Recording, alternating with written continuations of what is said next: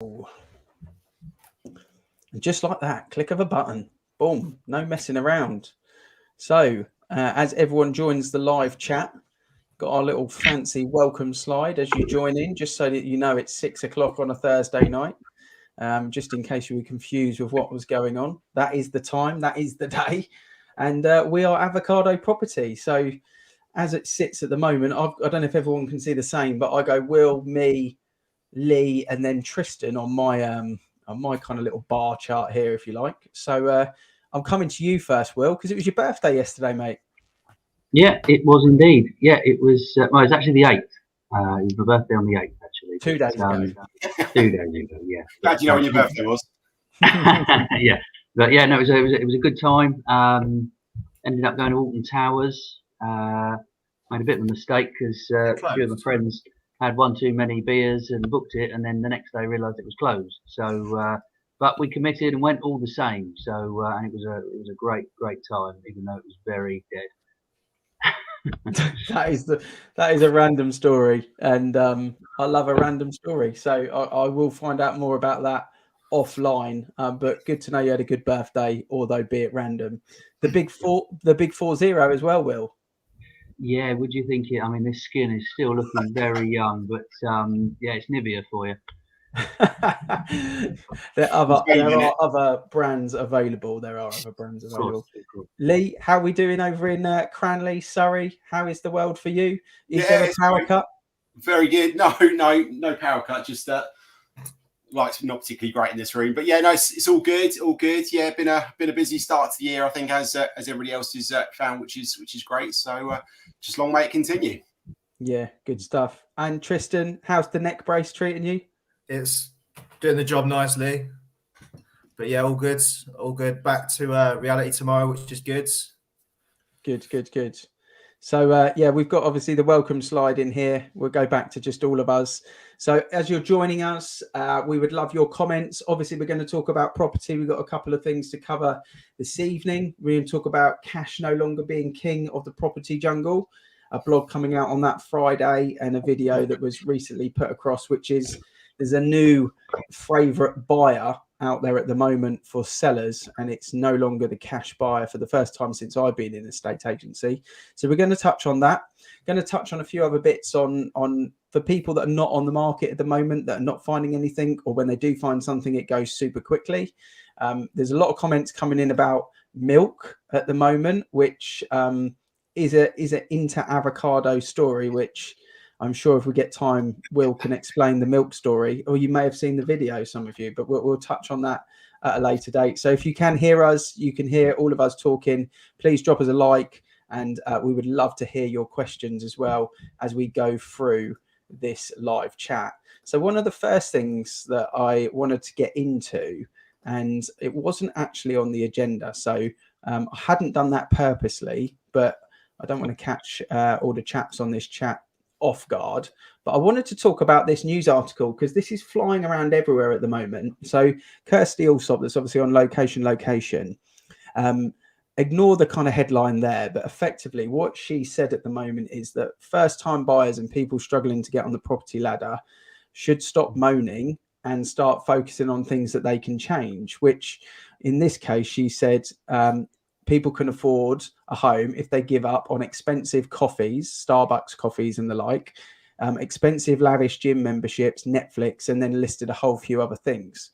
Now, it's caused a bit of a storm in the media because she has a certain level of finance that she had from the outset, which she bought a property, which obviously the media then researched into. And I think it was 1993 when she bought a property, when average house prices were about 51 grand. But she was helped by her father at the time.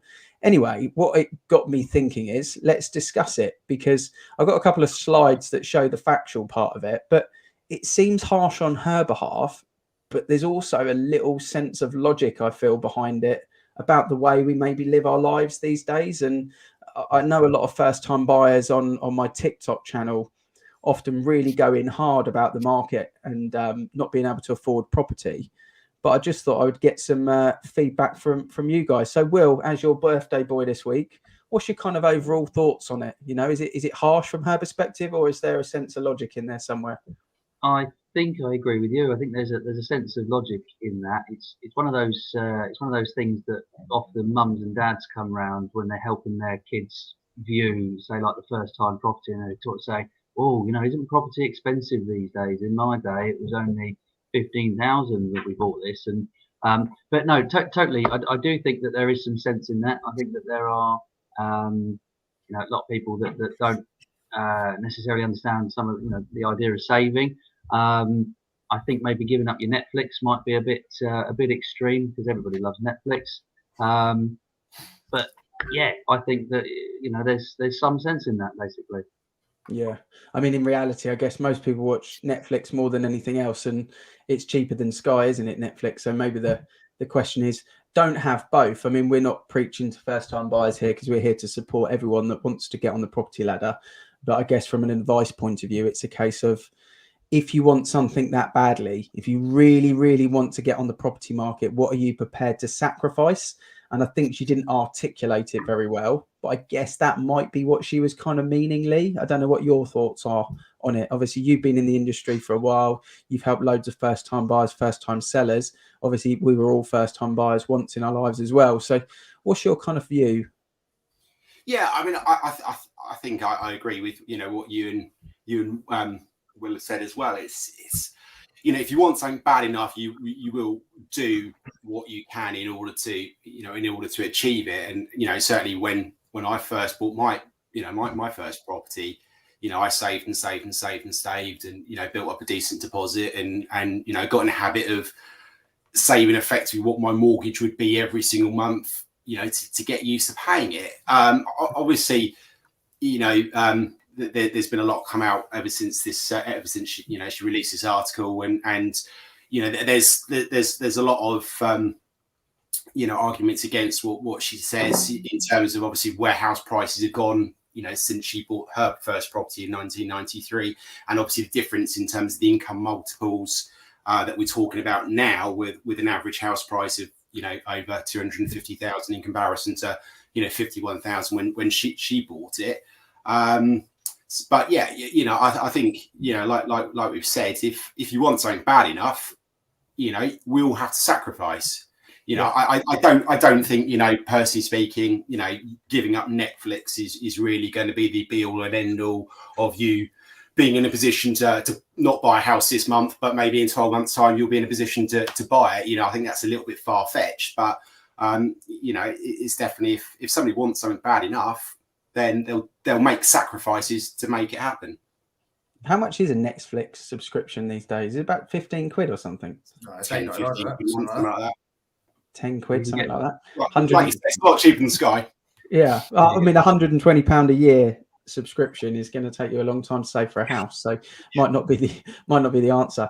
Tristan, what I saw on one of the morning shows, I can't remember which one, one of the crazy ones where they're all on a panel, and the chap had the whiteboard out, and what he was showing is when Kirsty bought her first house, I think average house prices were 51 grand, average salaries were 11.5 grand, so it worked out to about 4.5 times income to purchase.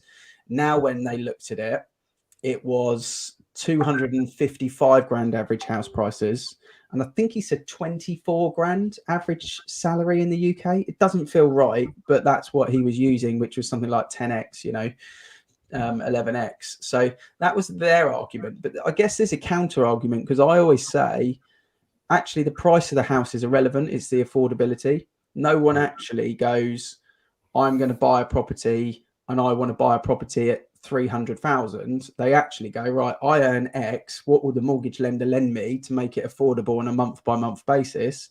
And therefore, what can I buy at? So actually, the price is almost the last part of the equation, and it's the affordability. And as we know at the moment, interest rates are quite light. But as someone that deals with a lot of tenants and landlords on a daily basis, Tristan, I'm just interested to get your feedback and how you think your tenants, your clients that are renting with us at the moment, would kind of view this, bearing in mind they're inevitably looking to try and buy at some point.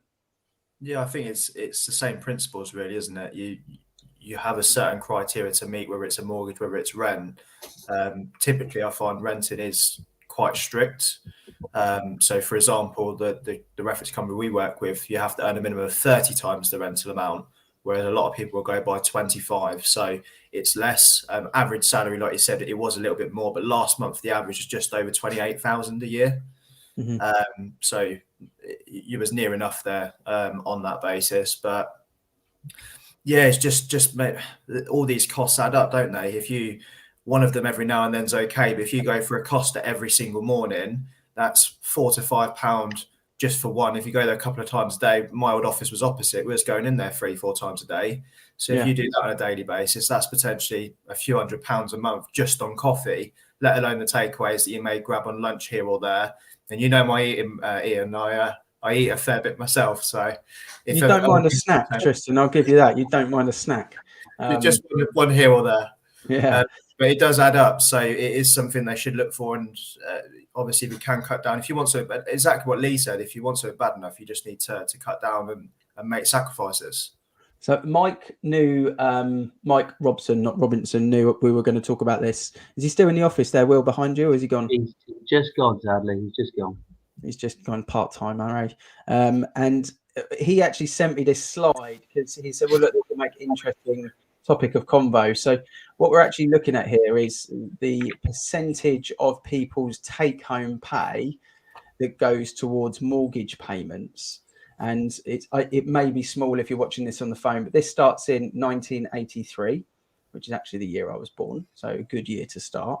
And I know I don't look that old.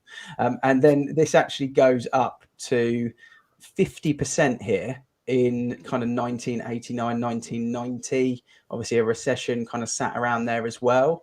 But that was when it was kind of at its height in terms of the percentage that people take home for their jobs that went out into mortgage payments.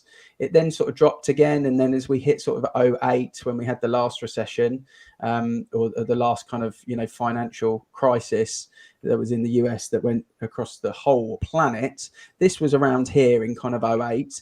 And now if you kind of look where it sits in Q3 2020, which was the last set of data for this particular article, and it's probably a little bit lower again. Interest rates are so low that actually people are not earning as much at the moment. So it makes kind of interesting reading as we look at it. We've got a couple of points in here.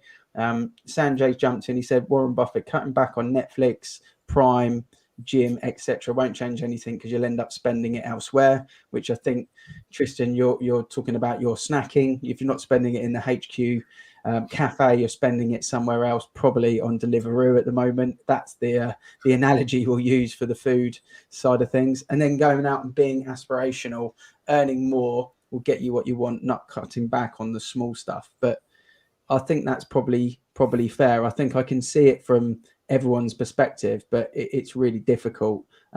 We've got Thomas here who's watching on LinkedIn. So thanks for everyone that's watching on LinkedIn. Her statement is silly. Netflix is $4.99 a month. A night out in the time will cost you £100. Where these young people are prepared to live. Houses like Burnley are 20k. Look at the bigger picture, guys. PS Burnley is an example. I'm not making anyone move their low. Love that, because it's a great comment, Will, isn't it? It shows exactly maybe that she's just articulated her point incorrectly, I would say. Yeah, and I think I agree with these points here, and also Sanjay's.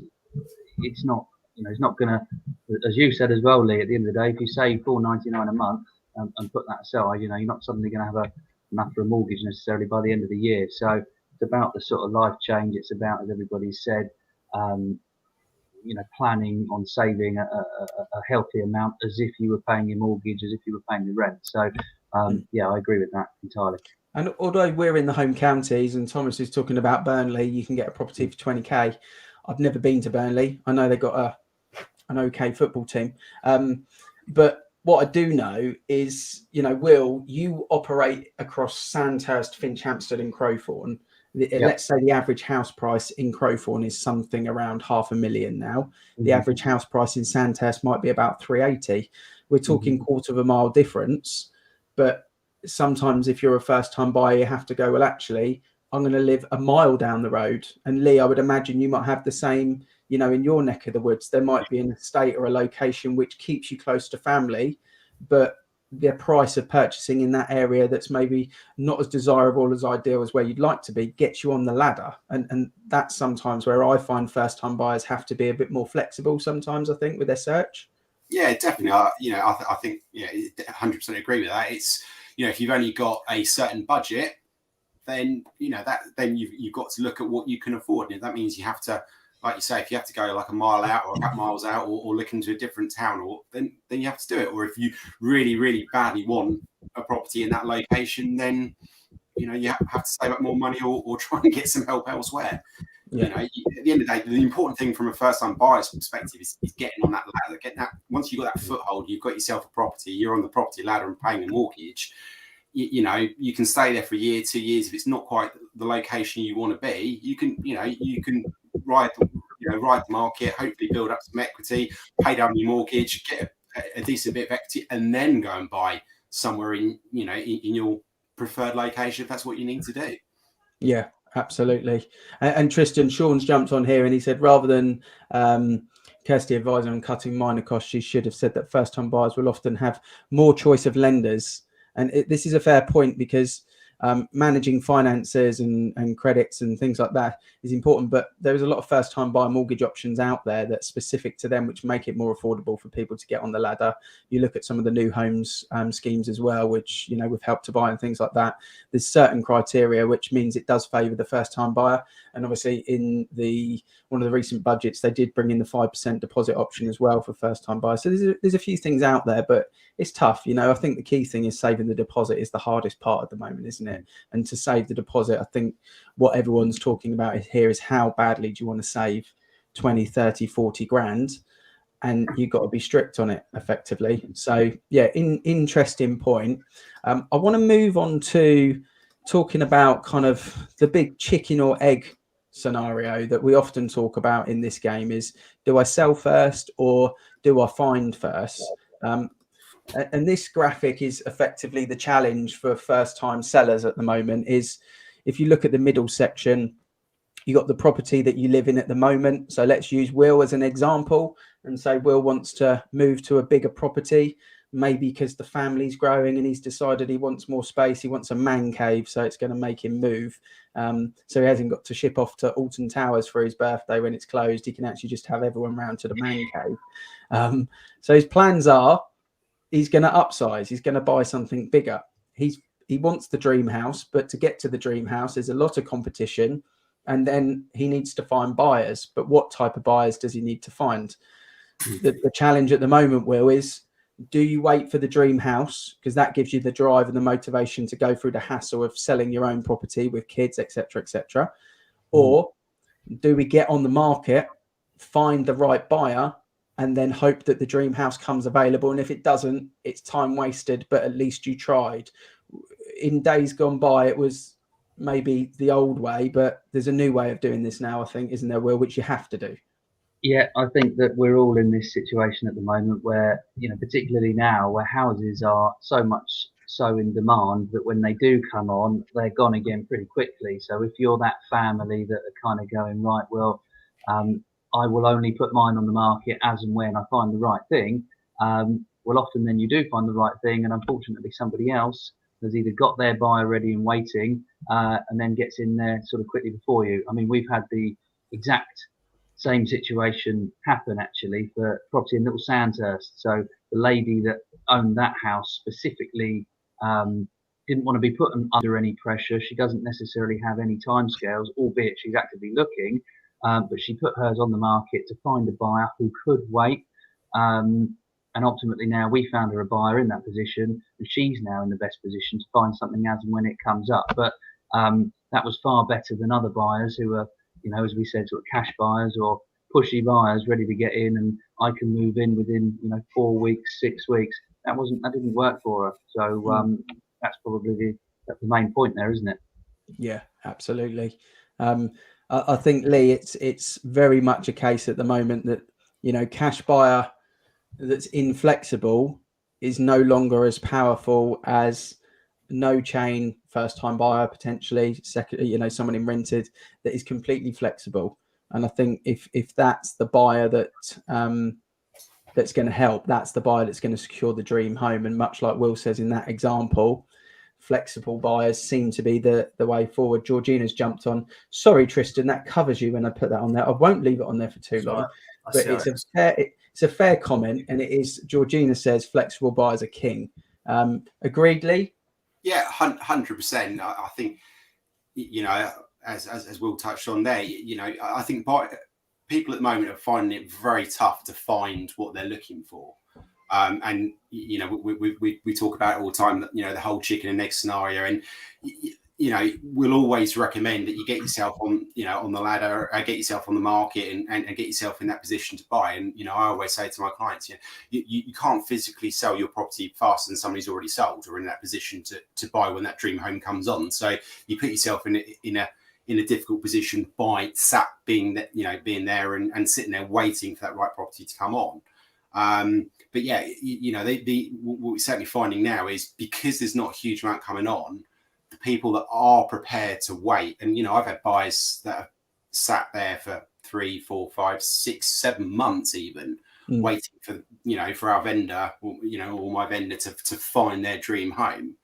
And also from a buyer's point of view, because there's not, again, a huge amount coming on, you know, they are more prepared to wait because, you know, they don't know when that next property might come on. If they're in a position where, well, I like this one, but actually let's just hold off and wait another month or 2 months because something else better might come up.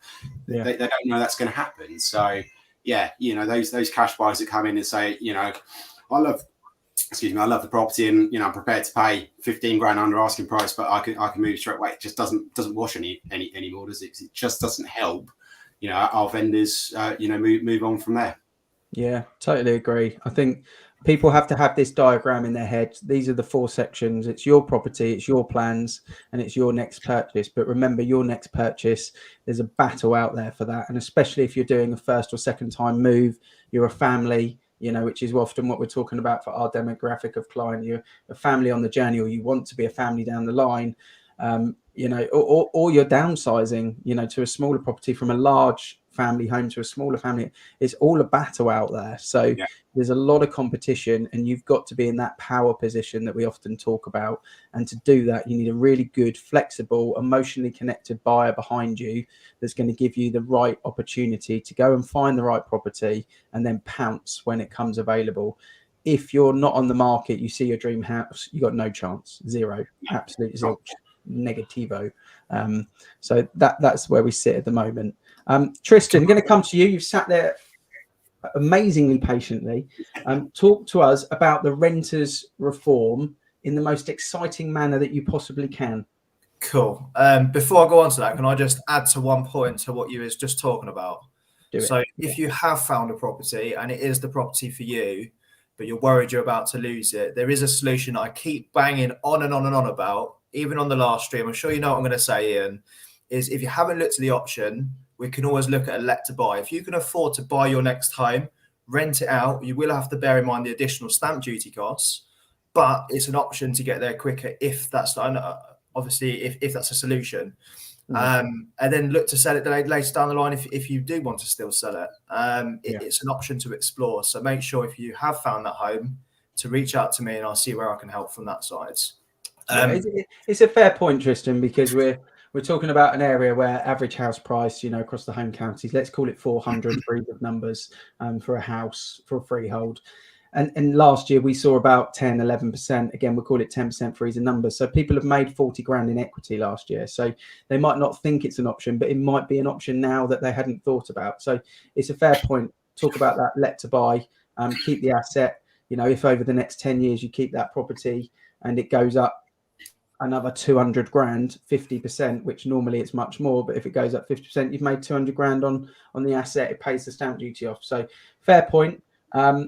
Before we go to Lee and Will on a couple of sneak peek properties that they might have coming live or some hot off the press listings, Tristan, talk to us about what's going on with rentals. Yeah, so a statement was recently released. You may have seen it, and it may bring some more properties to the market for you guys as well. So those buyers out there might get excited because it's not going to be for everyone. A few important changes that will be coming into effect that we've been expecting for a while. So on the statement, they confirmed about Section 21's being abolished. So what this is you cannot serve 2 months notice, which is a Section 21, without a valid reason, basically. So it's been in talks for a while, and it's pretty much near enough about to happen on the statements. The other one is EPCs, which is a big change. So a lot of EPCs that we know are a D or below. As of a couple of years' time, there will be a deadline in place, but it have to be a minimum C rating or above. So if you're not on the market and you're looking to buy an investment, I would say it's sensible to look for something with a higher rating or something where you've budgeted to, where you can afford to increase the rating come that time, because people are starting to look at this now. If it's a new build, it'll be fine, but that's just something to factor in. And there's a few other points as well, which are big changes, like a landlord register, which is something that we wasn't expecting to officially come in, but that sounds like that's going to happen as well. And also the decent home standard, which is also something that's in with social housing, but it will be also open to field as well. So a lot of changes potentially coming in, which may cause some existing landlords to sell up, bring some more property to the market. It's really up for debate, really. What does everyone think of it? What I wondered, and I'm sure you've asked the question to the various tradespeople, but what do you think it would cost the average property to go from an E to a C with EPC ratings? What do you think the average, because we're dealing with a lot of 1930s, 1960s, 80s properties. It's not all new build around here. So what do you think the average property is going to cost to do that 2-step jump on EPCs for landlords? I think it depends on how much work's involved on the start. Obviously, every property is different, as we know. From what was the release before that they were talking about is if you can prove you spent up to £10,000 to bring it up to that standard, then there could be some sort of exemption. Whether that's still the case with the new announcement, it's not clear. But it could be anything from 5 to 15,000. It really depends on how much work goes in. You've got obviously the boilers, that is a big thing, your insulation, your lighting, all your electrics, everything within that property. There's different parts that you could spend money on that can improve different areas at different costs. So I couldn't give you a fixed price on it, but I'd say on average around 10,000. Okay, interesting to know. Lee, what's on the bubble? Anything that people are watching that you obviously you're not going to give addresses away, but anything on the bubble over the next month throughout February that's worth looking out for? Yeah, I've got a couple of bits sort of teetering on the edge at the moment, but I've got a really lovely. I've just been instructed just before we came on this live. Really lovely 2-bedroom top floor apartment in Epsom, 2 double bedrooms, huge lounge diner. Walking distance of Epsom High Street, so that's coming on. I'm going out to see it next week. To do all the photos and video on that, so yeah, stay tuned for that. Just literally launched a lovely little 2-bedroom ground floor flat in Cranley, which is be a good little first-time buyer property or an investor.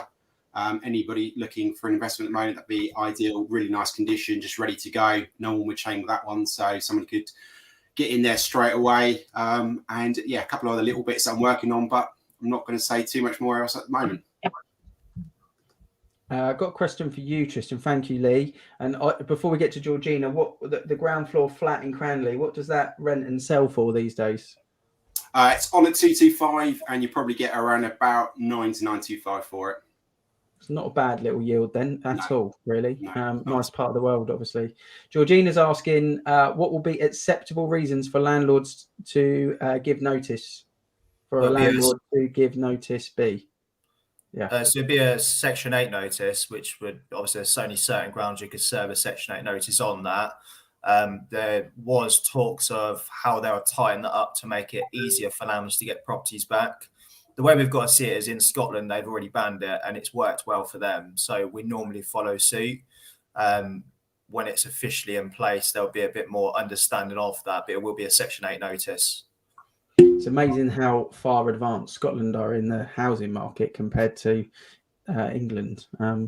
There we go. Baffling. I'll play the Macbeth card on that one and say, yeah, right, we know what we're doing. Will, what about you, bud? What's bubbling in your neck of the woods? Yeah, we've been really, really busy. So January's been awesome, and so has February actually. So Mike's been a busy boy the last couple of days while I was off. But yeah, we've got a few bits bubbling. We've got nice coach house coming on in Bucklers Park. Everybody knows that area in Crowthorne. Really, really nice. 2 double bedrooms. I mean, it's massive inside. So watch this space on that one. Potentially something you know about, Ian, Little Sandhurst, possibly, that we were talking about earlier. So, I mean, that area is always goes crazy. We've just sold 2 there in a very, very short space of time. So, anything there is going to go quickly. Something potentially in the Brackens, Crowthorne, that Mike's sort of working on. So, probably, I think it's 4-bed detached. So, that should go pretty quickly as well. But again, watch this space on that one, and then possibly something else actually near me in Orlock Green in Crowthorne. So yeah, we've got quite a bit going on. So just keep your eyes peeled on those socials for those Beat the Portals. As well as other bits. To be honest, we're just busy, which is good. No, it's cracking. That's good news. Yeah, the Little Sandhurst 4-bed detached, circa 700. So if anyone is if anyone's thinking about that area, definitely somewhere that. Let me know on the Brackens one. Obviously, I walk that way for the school run, and 4-bed detached in the Brackens is definitely something that I'd love to tell some of the school parents about. I've got something Warfield, circa 600 on the Woodhouse Park estate that's going to be coming to the market soon. So if anyone's looking to get into that Berkeley development, something there that we bubble in. I've got an absolute cracker as well in Priestwood that's going to be on the market before the end of the month, maybe the start of March. 3-bed, end terrace, lovely big gable fronted window, the best working home office in the garden that I've seen since home offices have been going in. Epic. You know, you could get a 6-person team in there if you needed to. Cat 6 wiring, really, really kitted out nicely, and driveway parking for 2, which in Priestwood is gold dust. I think there's one on around the corner at the moment at 430. This one will be coming on similar sort of money, 435. So give us a shout if you're in Bracknell and you're looking for those. Thomas has commented here. I haven't read it, but I'll read it as we go. Eco4 funding, 1 billion a year over 4 years.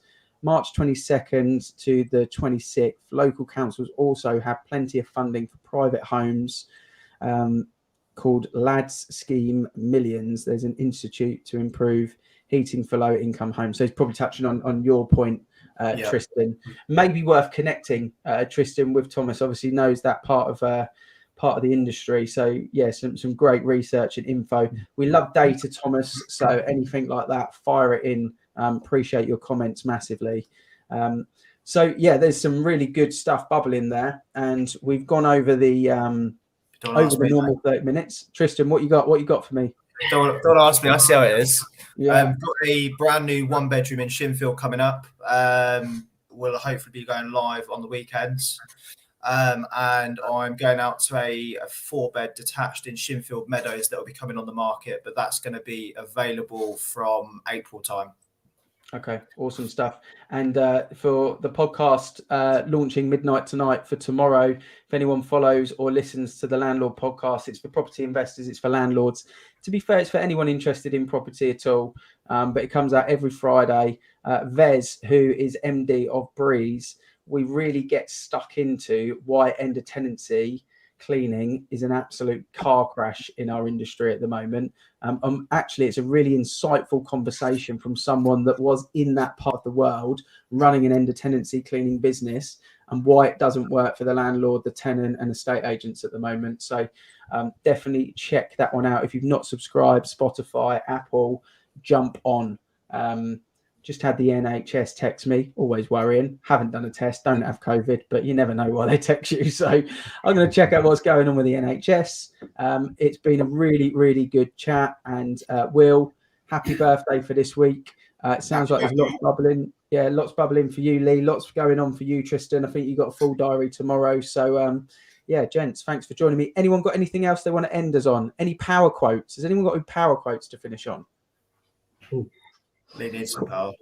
Caught you right off guard there, haven't I? Monday motivational quotes. Anything that anyone's got? Go on, Lee. All on you, mate. Will, What about behind you? Any signs behind you that maybe we could talk about? I can see a no suits and tie sign. Oh, some amazing quotes up here. Yeah, one of them is no sales BS. How about that one? Okay? That's come from a legend. It's gold. Sanjay's come in. If an opportunity doesn't knock, build a door. If you can't find a house, build a door. Walk through it. And yeah, absolutely. Be stronger than your excuses. That's normally my go-to. Thursday night. Love this convo, gents. Thank you for joining me. And until the next time, if anyone's watching and we're not live and you're watching the recording, still put the comments in and we will answer those as soon as possible for you as well.